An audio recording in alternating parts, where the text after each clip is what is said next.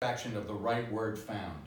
So if you're reading something that clicks, it's like meeting somebody on the street and you were thinking about them or someone they knew, and it just feels right. And that's sort of what I strive for in my poetry. And it takes hard work, and I put some in, could have worked harder on it, but at some point you gotta put it out there, and it was fun to do that, and I'm glad to be here to share it with you. So, just one more statement of what I think about in terms of poetry, then I'll go on and read a couple of poems, and then we're gonna play a couple of, a parlor game. All of us is gonna be involved a little bit.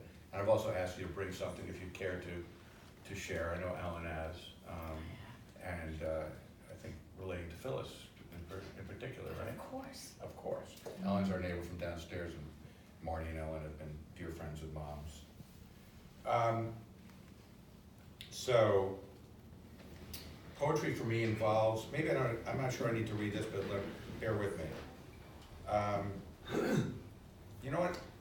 I think I've done enough exegesis of poetry. Should I read it out? Okay. Poetry for me involves the taking time to observe, to steady the gaze on the present. That's why I asked you to kind of be present, which is something that we sometimes fail to do, especially in a big urban environment, right? And there's more wine there, George, if you get some. Just bear with me. And anyone else. And it's French. What's before me, to look and be present for what's before me, what expands the senses. And I often look in nature. I'm blessed to live in a beautiful place when it's not on fire. And then for the urban man and woman to perceive the endless complexity and simplicity of what we all have in common. Mankind, we share so much, and we overlook that too often. And it's fun to find a form for it.